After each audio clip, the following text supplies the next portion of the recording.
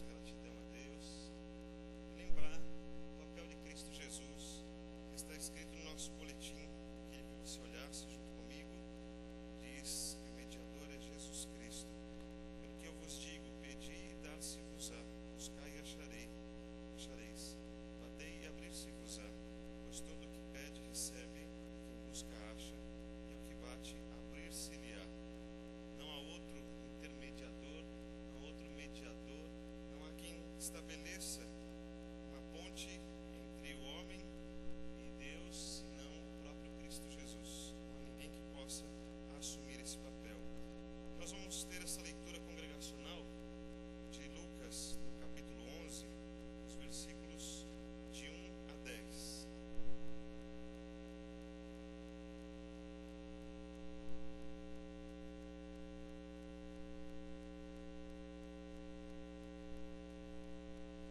Vamos ficar todos em pé, vamos fazer a leitura juntos. Depois, fazendo essa leitura, depois já teremos um momento de cânticos, vamos louvar o Senhor, fazer desse tempo um tempo onde permanecemos juntos adorando ao Senhor. Então a equipe já pode assumir aqui à frente, já vamos ficar por aqui, e depois da leitura então já vamos para esse momento de cânticos juntos.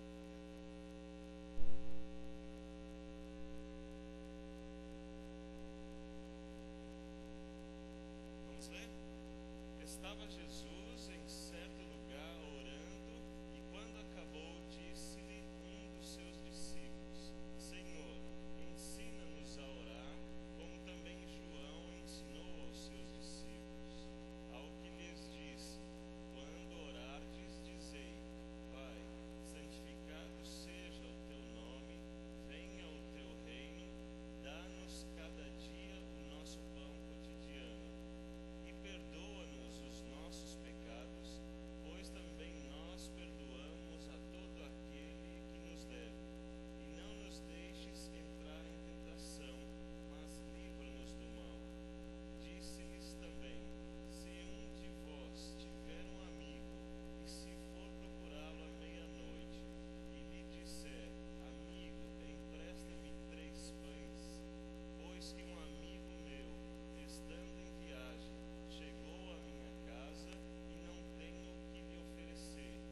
E se ele de dentro responder: não me incomodes, já está a porta fechada e os meus filhos estão comigo na cama, não posso levantar-me para te atender. Digo-vos que, ainda que se levante para lhes dar por ser seu amigo, todavia, por causa da sua necessidade,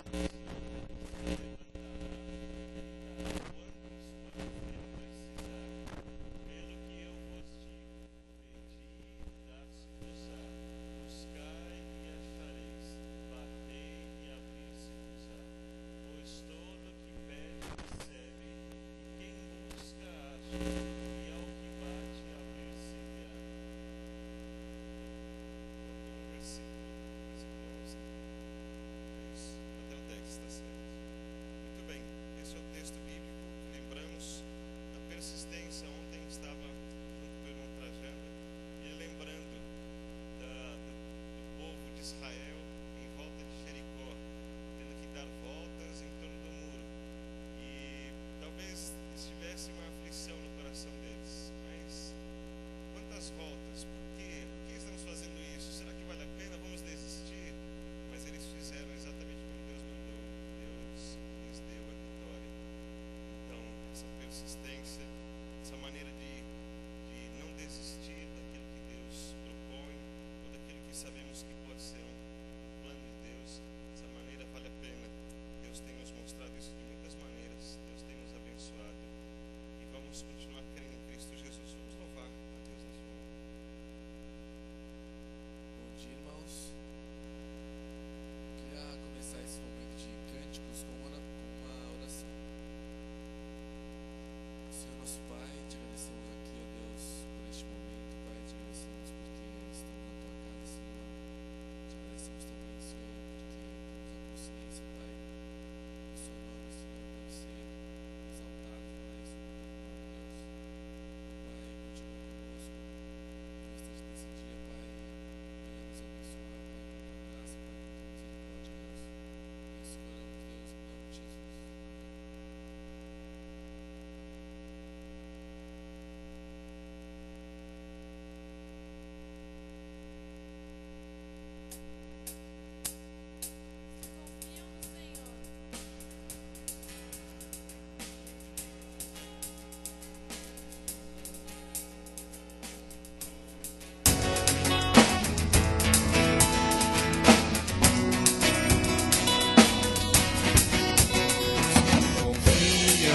Senhor são como um monte de Sião que não se abala, mas permanece para sempre.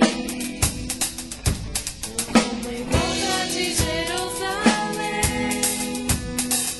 estão os montes, assim o Senhor nota do seu povo. Autoridade e poder,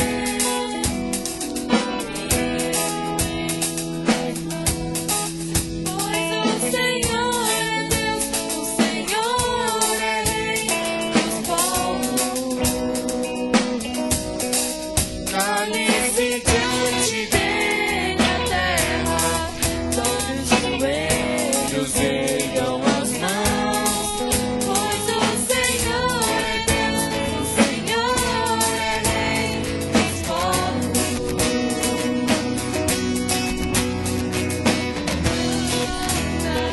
Sem Jesus não dá,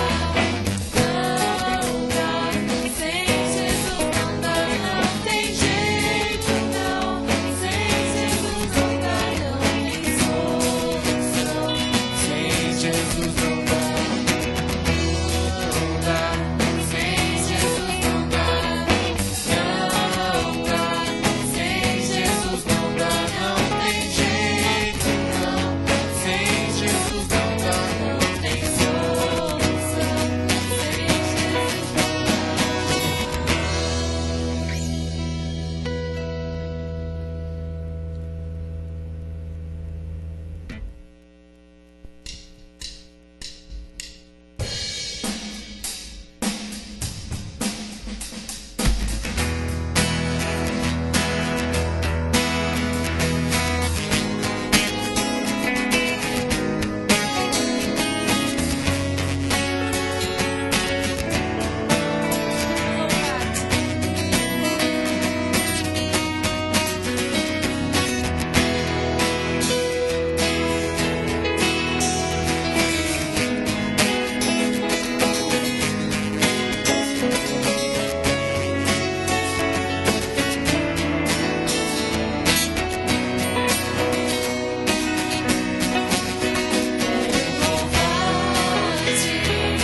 sempre mais e mais quero louvar-te, sempre mais e mais buscar o teu poder, tua graça conhecer, quero louvar-te,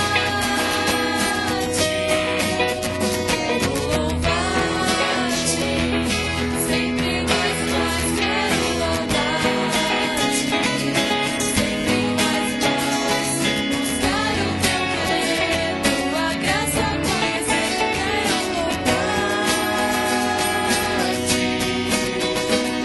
As aves do céu cantam para ti, as feras do campo refletem teu poder. Quero cantar, quero levantar as minhas mãos a ti. Quero servir-te, sempre mais e mais quero amar-te, sempre mais e mais buscar o teu querer, tua graça conhecer, quero amar-te.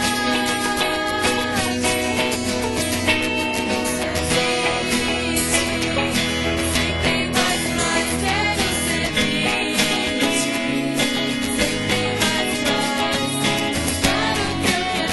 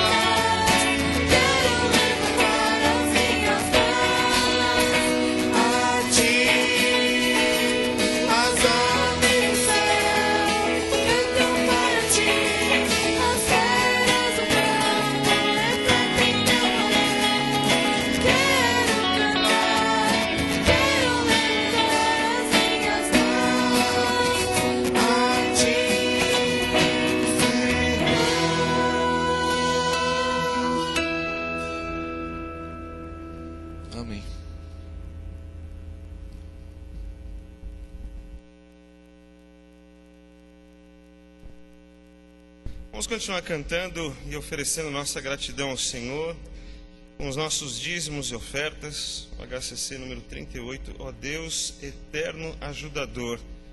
Temos visto um Deus que cuida, um Deus que ama, um Deus que participa e ouve as nossas orações. Vamos continuar louvando a esse Deus.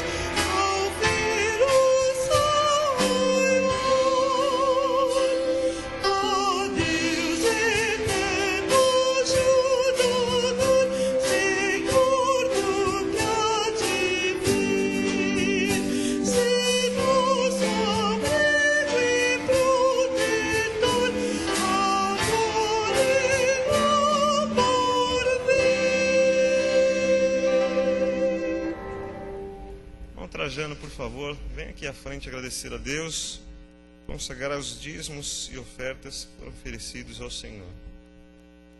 Depois da oração, ouviremos a mensagem musical do nosso irmão Jefferson Solovem.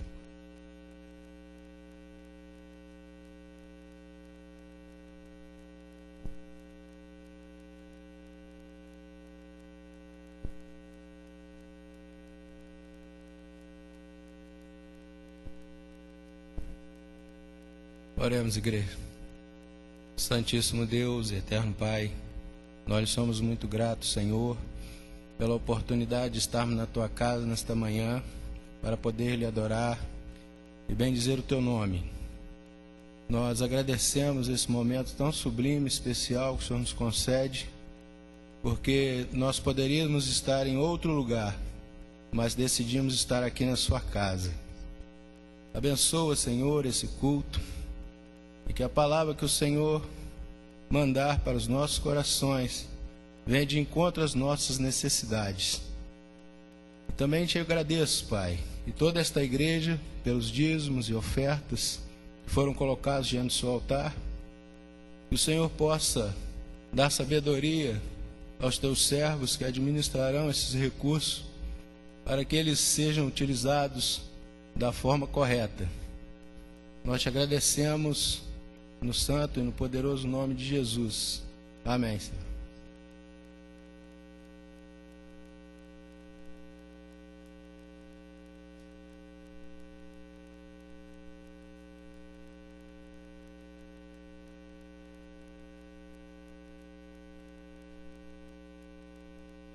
Meus irmãos, a música que eu vou cantar agora fala sobre a perseverança.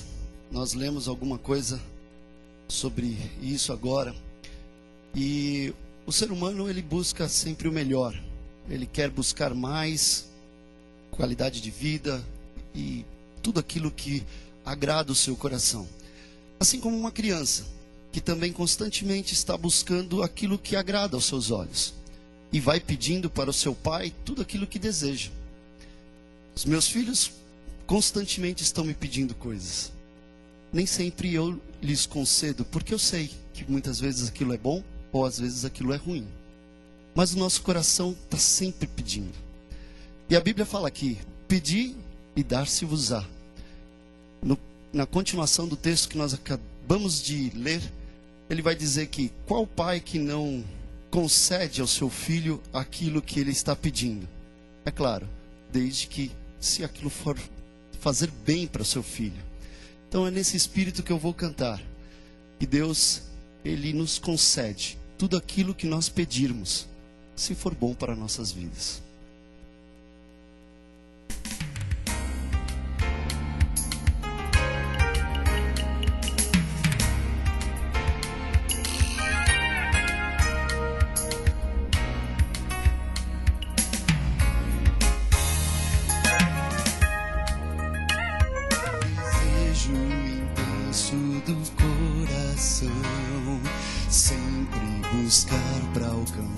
Chegar lá, trilhar toda a vida sem desanimar, motivo maior pra viver, saber onde ir, onde quer se chegar, feliz por saber com quem vai caminhar, quem é o amigo maior e melhor, chegado mais que irmão.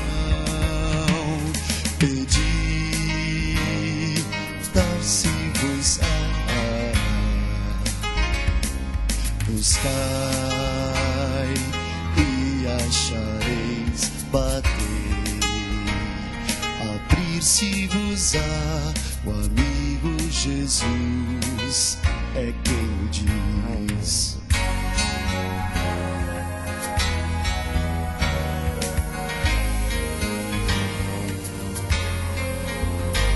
Saber onde ir e onde quer se chegar, feliz por saber com quem vai caminhar, quem é o amigo maior e melhor, chegado mais que irmão. Pedi, dar-se-vos-á, buscai e achareis, batei, abrir-se-vos-á, o amigo Jesus é quem o diz. Pedi, dar-se-vos-á, buscai e achareis, batei, abrir-se-vos-á, o amigo Jesus é quem nos diz. Desejo intenso do coração. Amém.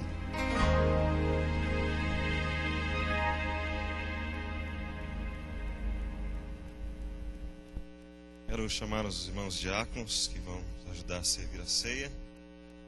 Estamos juntos aqui e, enquanto isso, quero ler o que está no boletim. Fala sobre a comunhão, até que Ele venha. E todas as vezes que comerdes desse pão e beberdes do cálice, estareis anunciando a morte do Senhor, até que Ele venha. Está em 1 Coríntios 11, 26. Vamos ter a oportunidade, então, de compartilharmos a ceia do Senhor.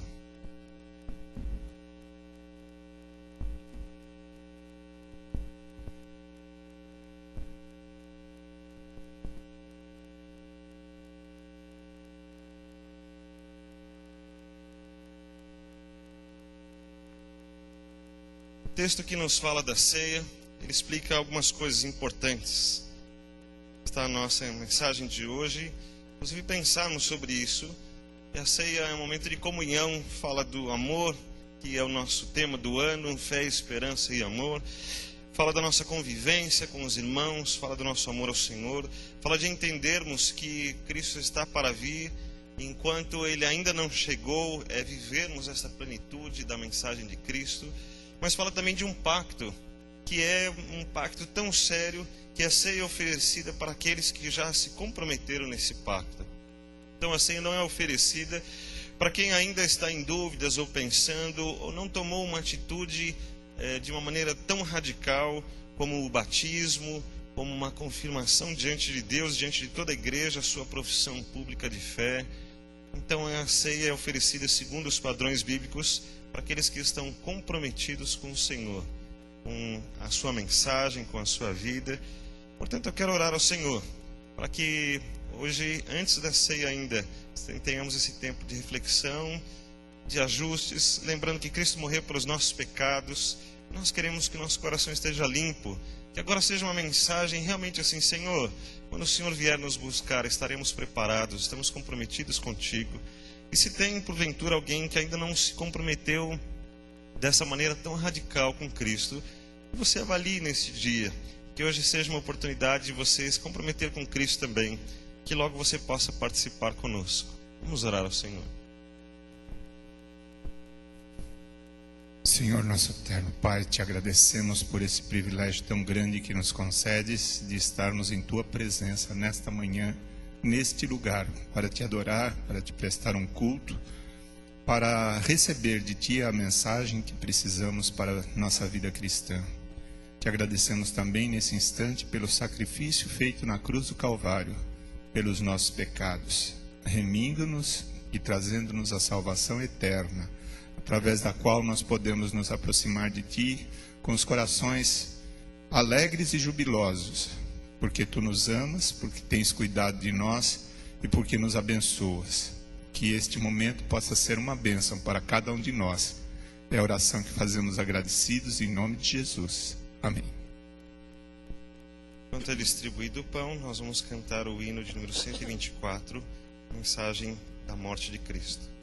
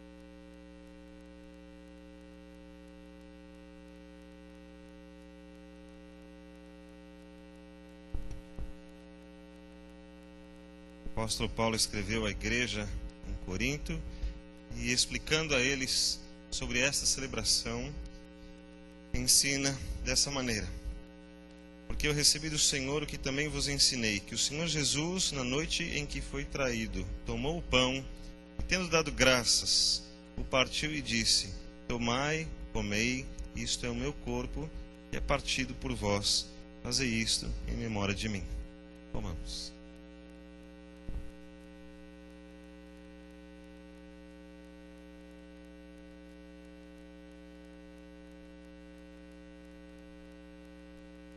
Para a distribuição dos cálices, vamos cantar o hino número 286, como algo que almejamos e conquistamos também pelo sangue de Cristo Jesus.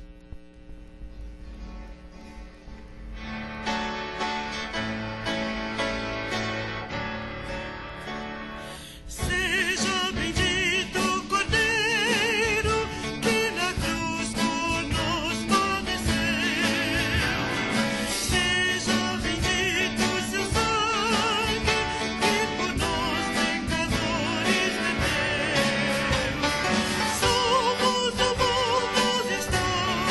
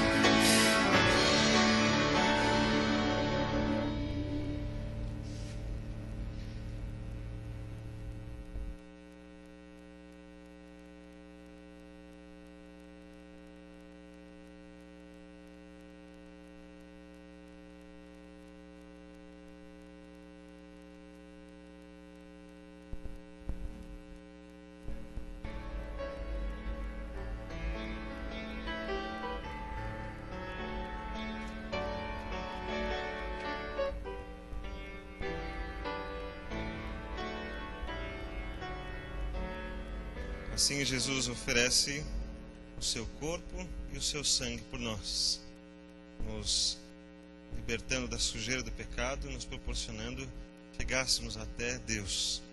Paulo continua nos ensinando, semelhantemente também, depois de cear, tomou o cálice, dizendo: este cálice é o novo testamento no meu sangue. Fazei isso todas as vezes que beberdes, em memória de mim. Bebamos.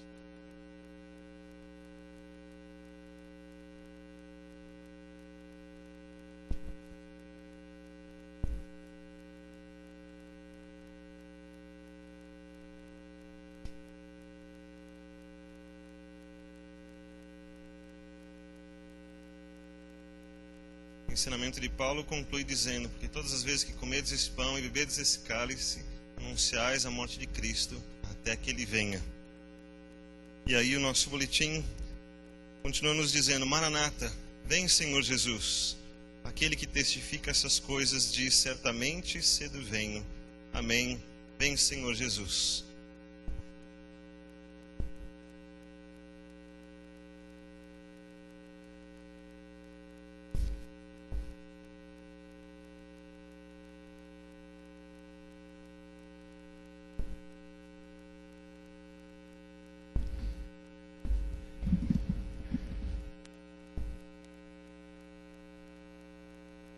Quero compartilhar a palavra de Deus com os irmãos. E eu preparei um material aqui, mas faltou enviar para a nossa equipe. E se eu não enviar para a nossa equipe, eles não vão conseguir colocar o material lá à disposição. Então, quero apenas me basear aqui naquilo que eu coloquei. Depois deixo à disposição dos irmãos o material. Eu não vou conseguir reproduzir. Mas o assunto de hoje ainda é sobre o amor que devemos ter uns pelos outros. Agora ficou. O amor que devemos ter uns pelos outros, o nosso relacionamento baseado na vida de Cristo, nos ensinamentos que Cristo deixou para nós. E nós vamos ler o texto de Marcos no capítulo 6, os versículos de 1 a 5. Vou pedir que você abra sua Bíblia no livro de Marcos, no capítulo 6.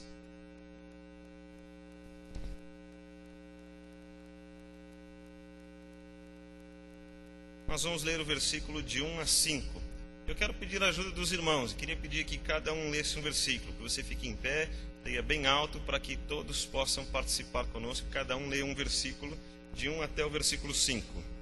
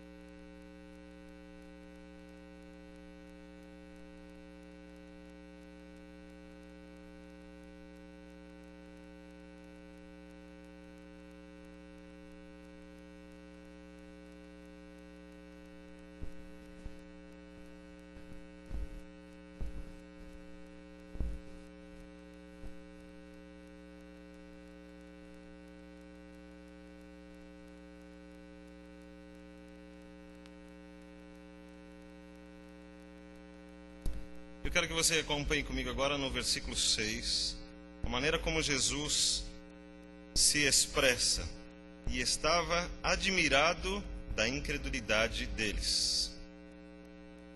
Jesus estava admirado desta incredulidade. Nós vamos perceber que em vários momentos Jesus poderia ter feito muitas coisas, e Jesus não era limitado por causa da fé das pessoas, mas Jesus não se dispunha muitas vezes a realizar aquilo que não estava em consonância com a fé das pessoas. E assim a falta de fé não permitiu que as pessoas vissem quem realmente Ele era. As pessoas viram um grande mestre, boas palavras, viram grandes milagres de Jesus, mas muitos não conseguiram ver quem realmente Jesus era.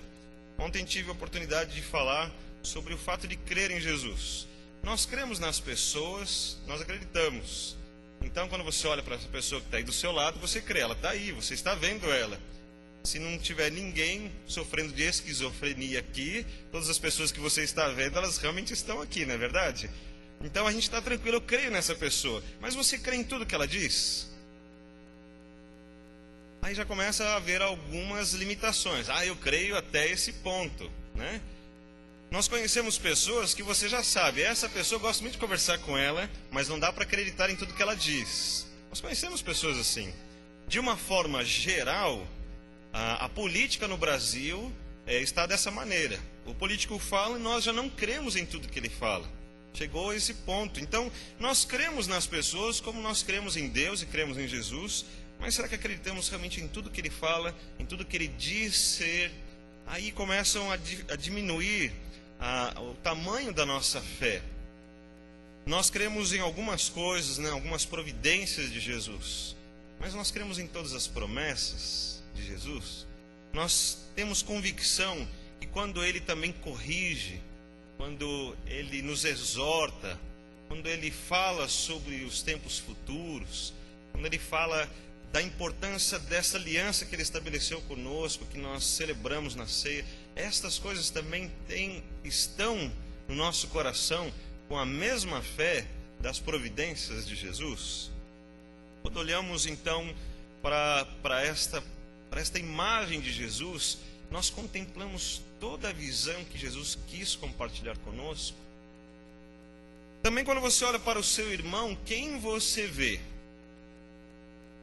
Basta olhar a maneira como nos relacionamos com as pessoas e aí descobrimos então a maneira como olhamos para ela.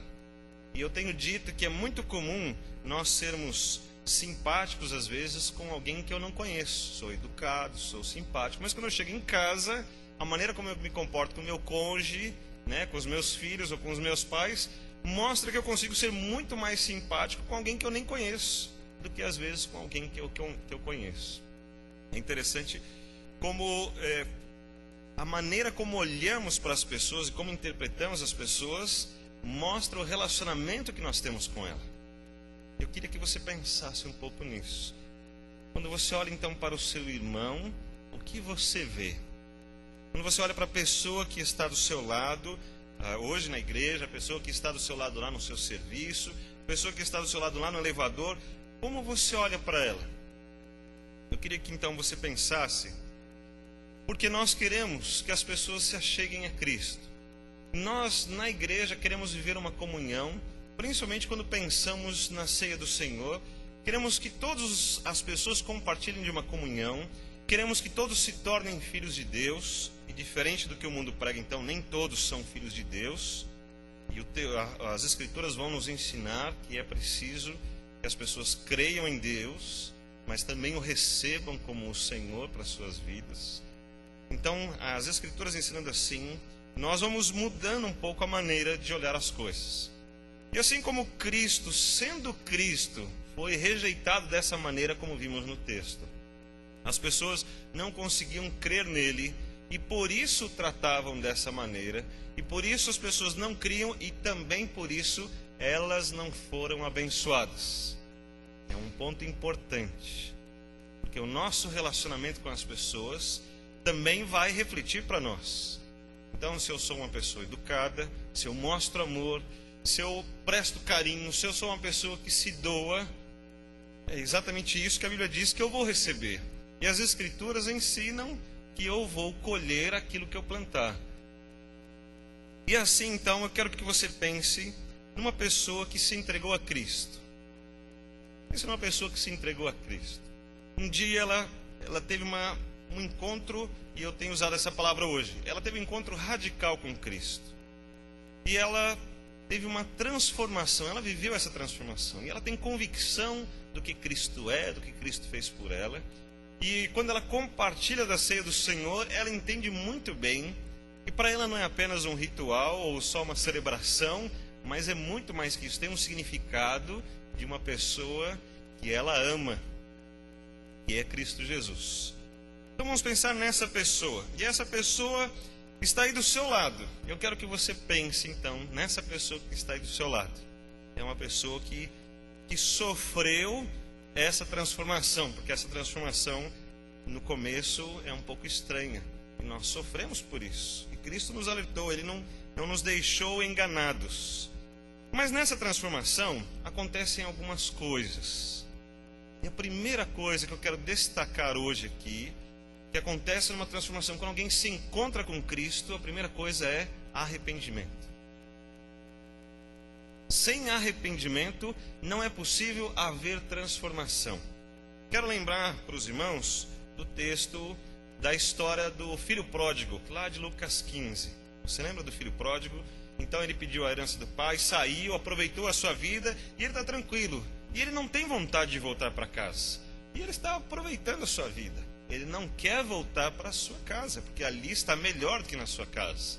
Na sua casa tem obrigações, tem responsabilidades, ele tem que reconhecer a autoridade do seu pai, ele tem que se comportar à maneira da sua família, das suas obrigações. Mas fora de casa ele é dono do seu nariz e faz as coisas como quer, na hora que quer, como bem entender. E agora ele não quer voltar para casa, mas quando acaba o dinheiro aí a coisa muda. Porque agora ele não pode mais determinar os seus objetivos, nem o seu futuro, e agora ele está subjugado pelas suas dificuldades. Então ele lembra, ele fala, opa, em casa eu era melhor tratado do que eu estou sendo agora. Em casa, apesar de toda essa maneira que eu não gostaria de viver, era realmente a maneira certa. E o texto diz, caindo em si, ou seja, se arrependendo, tomando consciência disso, ele fala, eu vou voltar lá em casa, vou pedir perdão para o meu pai, e vou pedir que ele me trate pelo menos como um dos seus funcionários. Eu vou viver melhor do que aqui, apesar de viver pior do que eu vivia antes. Mas ele reconheceu, ele entendeu, e ele tomou uma atitude. Então o seu arrependimento ficou bem claro, porque ele planejou isso, saiu de onde estava, voltou para casa, e encontrou-se com seu pai, o seu pai lhe deu um grande abraço. Ele podia dizer, bom, então está tudo certo, né? Está tudo resolvido. Mas ele lembrou-se do seu planejamento tão importante, que incluía arrependimento. E ele disse para o seu pai, então, pai, eu pequei. Pai, eu estava errado e eu agi errado. E agora eu estou pedindo, não que o Senhor me retome como era antes, mas estou pedindo que o Senhor me considere pelo menos como um dos seus funcionários. Isso mostra um arrependimento verdadeiro. Porque ele não foi lá cobrar direitos. Ele não falou assim, pai, olha, eu errei, pisei na bola, mas você é meu pai agora, você vai ter que me aguentar. E você vai ter que me aceitar de volta. Isso não seria arrependimento. Isso seria, bom, eu estou numa situação ruim, vamos tentar melhorar, vou ver o que é melhor para mim. Mas o arrependimento incluía o pedido de perdão, uma reviravolta na sua vida, o reconhecimento de quem era o pai, que agora ele perdeu realmente aquilo que ele tinha. Esse reconhecimento todo mostra um arrependimento de verdade.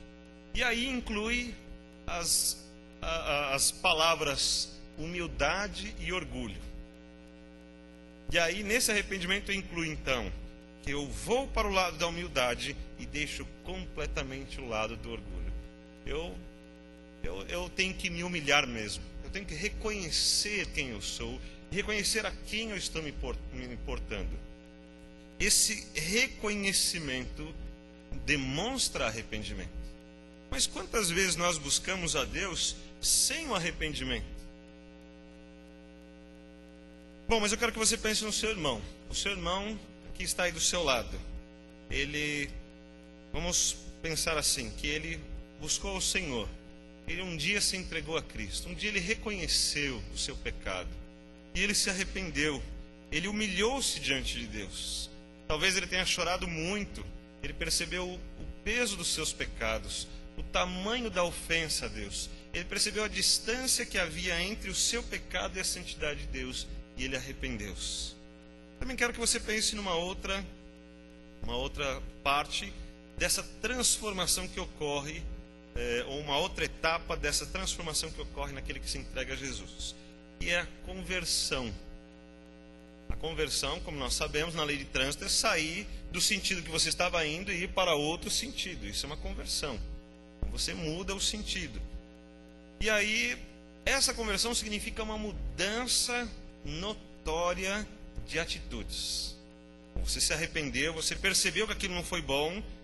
Essa foi a primeira parte. Mas a segunda parte é uma conversão, ou seja, mudou-se a maneira de ser, mudou-se a maneira de comportar-se. Há uma transformação. Você vê Pedro andando com Cristo, Pedro aprendendo de Cristo, vivenciando um monte de coisas, mas você vê que ele não mudou. Você vê que ele continua sendo o mesmo Pedro, do mesmo jeito. E aí Jesus fala para ele lá em Lucas 22, Pedro, quando você se converter. Vamos, tem um sinal muito importante nisso.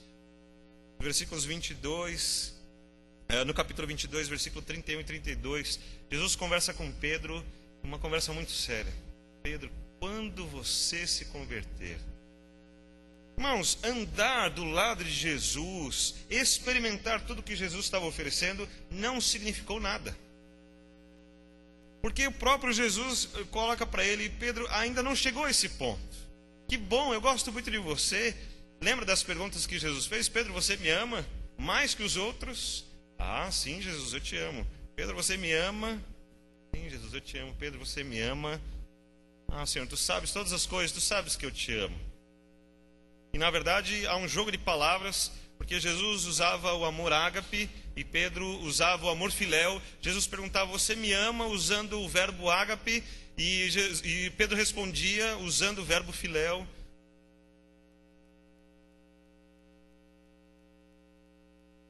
Na última palavra de Pedro, Senhor, tu sabes todas as coisas, sabe que eu te amo, e respondeu ainda como filéu, ou seja, é uma palavra que indica um amor de amigo. Olha, a gente se gosta, a gente é amigão, né? Que legal, a gente compartilha grandes aventuras, que coisas boas.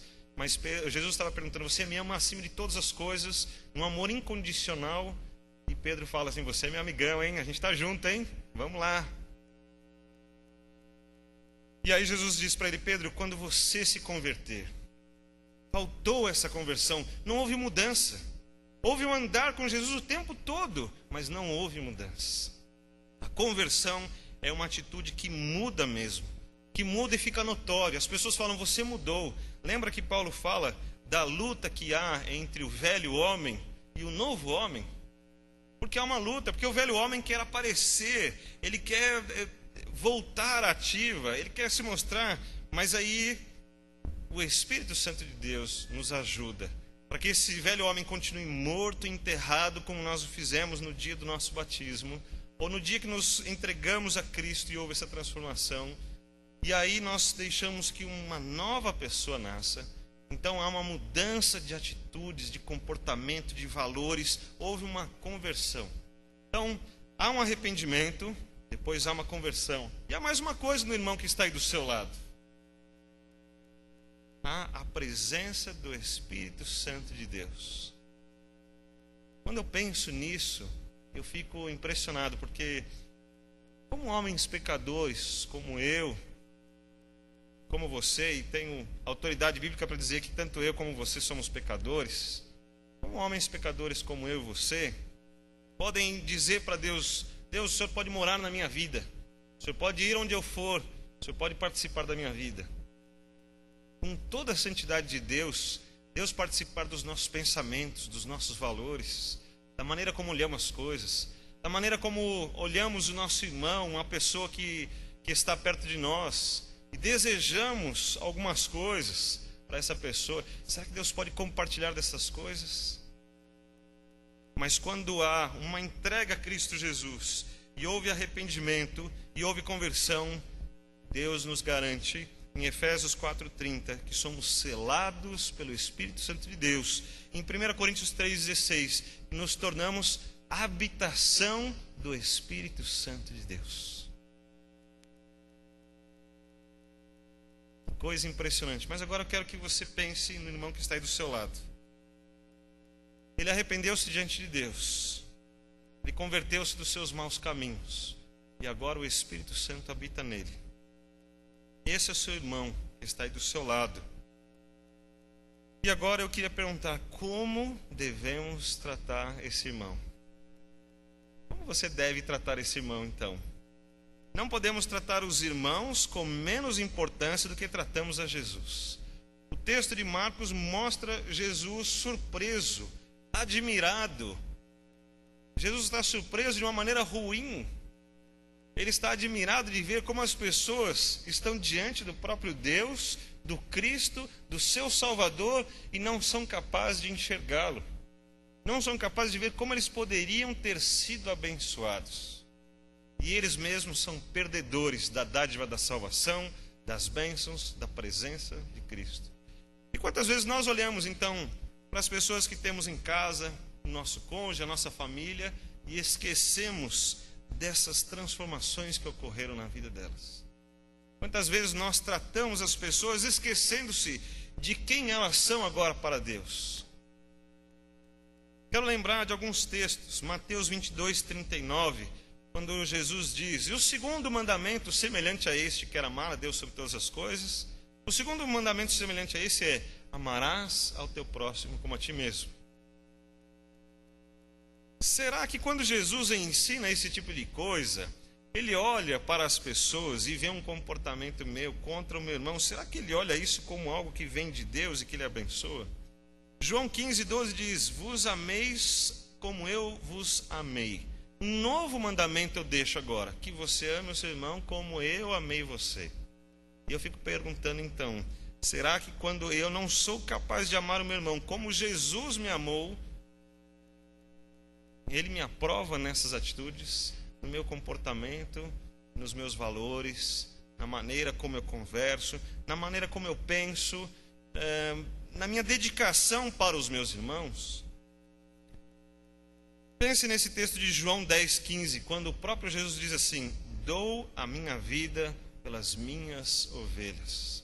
Você sabe a importância que o seu irmão tem para Cristo, a ponto de dar a vida, a sua própria vida pelo seu irmão? E como isso deve pesar nos nossos corações na hora de eu tratar o meu irmão, na hora de eu cuidar do meu irmão, na hora de nos relacionarmos uns com os outros. E eu estou falando tudo isso porque hoje temos a ceia do Senhor. E os textos bíblicos da ceia do Senhor dizem o seguinte: você tem alguma coisa contra o seu irmão, alguma coisa não está boa entre você e ele, antes de participar da ceia, vai e resolva isso. Porque a ceia significa nós estamos em comum. Comunhão significa temos tudo em comum, está tudo certo entre nós.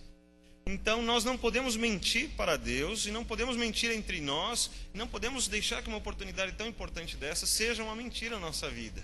Mas ela precisa expressar a comunhão, o amor que temos uns pelos outros, a nossa plenitude da vida que Jesus nos ofereceu. E viver com cuidado estas coisas, porque vivendo com esse cuidado somos abençoados. Se desprezamos a Cristo, Cristo não está presente, Ele não pode realizar os seus grandes milagres entre nós. Mas mais do que isso, será que Jesus pode trazer salvação para aqueles que estão fora daquilo que Ele almejou, daquilo que Ele determinou, daquilo que Ele impôs com a sua autoridade? Vamos pensar então, primeiro, como nós tratamos a Cristo? E estava admirado da incredulidade deles. Será que Jesus tem se admirado das nossas atitudes, do nosso comportamento, da nossa benevolência? Será que Jesus tem se admirado do amor que é expressado uns para os outros? Será que Jesus tem se admirado da nossa comunhão em sermos uma igreja, de nos abençoarmos uns aos outros? Será que Deus tem se admirado com a maneira que eu olho para Jesus e eu recebo Jesus, da maneira como eu busco a Cristo? Será que Jesus tem sido buscado lá no meu travesseiro, algumas noites, que a minha oração tem um começo, mas nem tem um final, às vezes, né? Será que Jesus tem sido lembrado de manhã, domingo de manhã, quando eu falo assim: olha, hoje está difícil, eu vou ficar por aqui, à noite eu dou um pulinho lá na igreja e está tudo bem? Será que Jesus tem sido lembrado quando pessoas vêm nos procurar dizendo: preciso de ajuda? Não sei, nem preciso pensar em tipo de ajuda, pode ser qualquer tipo de ajuda.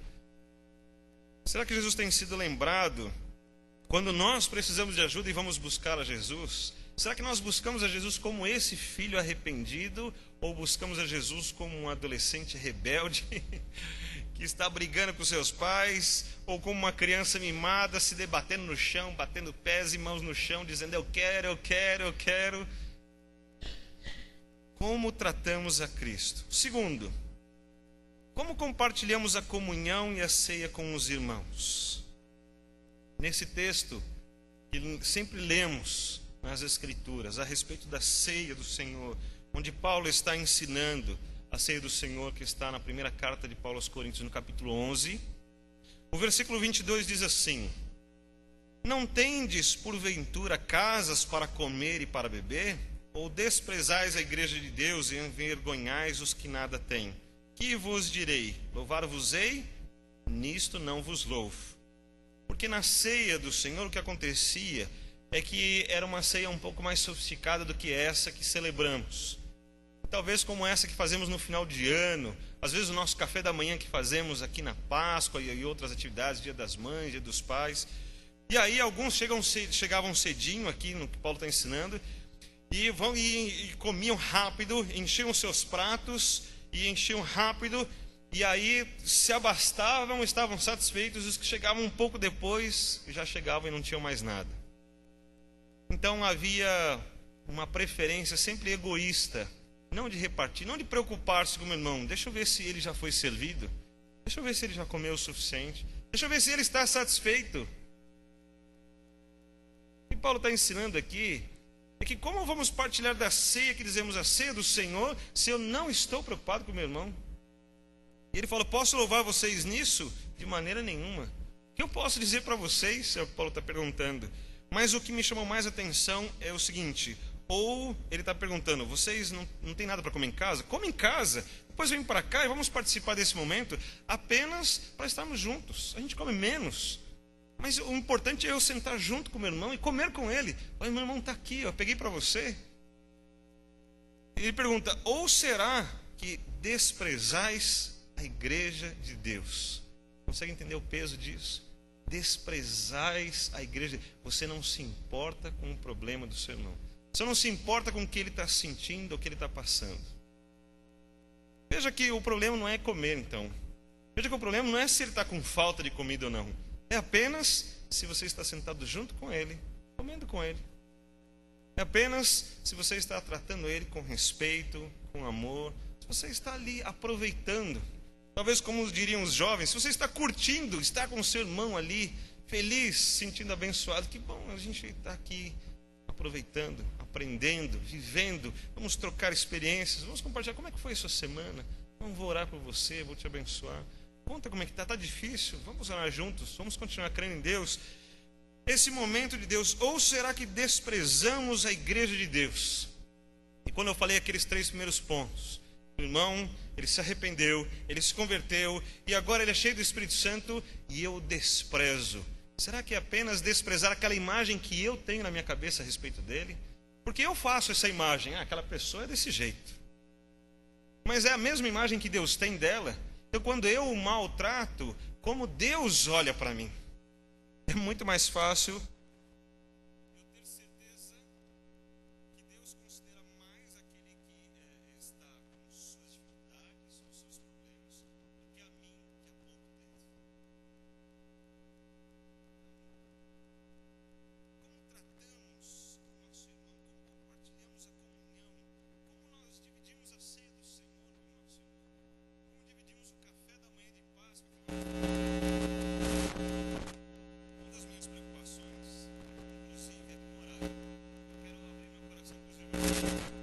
No domingo, geralmente 5 horas, 6 horas eu começo a acordar e fico preocupado com o horário. Eu fico preocupado com o horário porque tenho uma responsabilidade como pastor da igreja. Eu penso assim, os meus irmãos vão chegar, eles vão ficar muito nervosos. Eu cheguei lá, eu vou chegar às 9 horas. Eu chego 9h05, todo mundo estava aqui esperando. E eu cheguei depois. São os irmãos vão ver isso. É um desprezo